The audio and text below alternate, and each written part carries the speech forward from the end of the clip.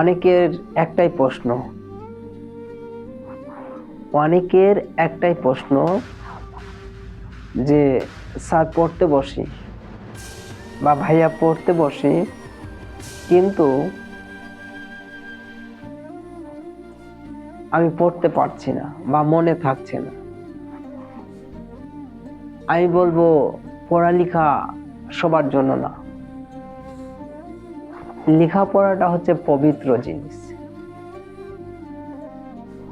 আগে পবিত্র হতে হবে, মাইন্ড সেটআপটা পবিত্র রাখতে হবে। দেখো কেন পবিত্র জিনিস?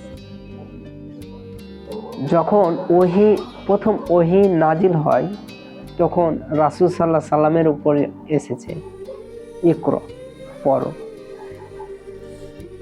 এই পড়ালেখাটা আসলে পবিত্র জিনিস। সেখান থেকেই বোঝা যায় যে লেখাপড়াটা পবিত্র জিনিস, সবার দ্বারা নয়।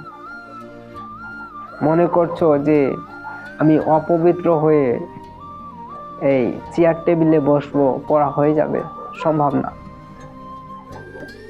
আপনার কাছে অর্থ আছে, কাল থাকবে না। এটি পরিবর্তনশীল, আজ আছে কাল থাকবে না। ক্ষমতা, অর্থ এগুলো পরিবর্তনশীল, আজ আছে কাল থাকবে না, এটাই বাস্তব। আরেকটা প্রশ্ন আসছে, এই ফেব্রুয়ারি মাসে এসেই প্রশ্নগুলো আসে যে স্যার এই 14 ফেব্রুয়ারি আসলে কি ঠিক না ভুল? তো 14 ফেব্রুয়ারি সম্পর্কে বলি যে প্রেম পবিত্র। প্রেম পবিত্র। প্রেম আসলে কি? আসো আজকে বলেন প্রেম।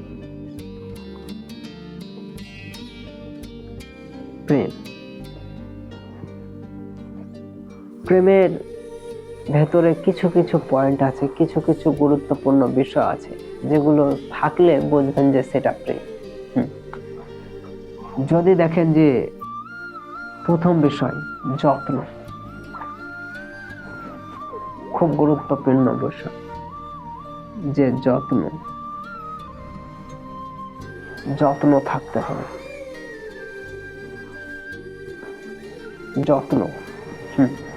যত্ন যদি থাকে তাহলে বুঝবা যে প্রেম আছে। এর সাথে সাথে দায়িত্ব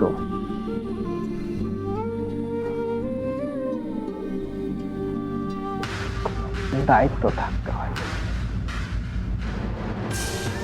আর আরেকটা বিষয় হচ্ছে সত্যতা। আরেকটি বিষয় যদি জুড়ে দিই তাহলে বলবে সত্যতা।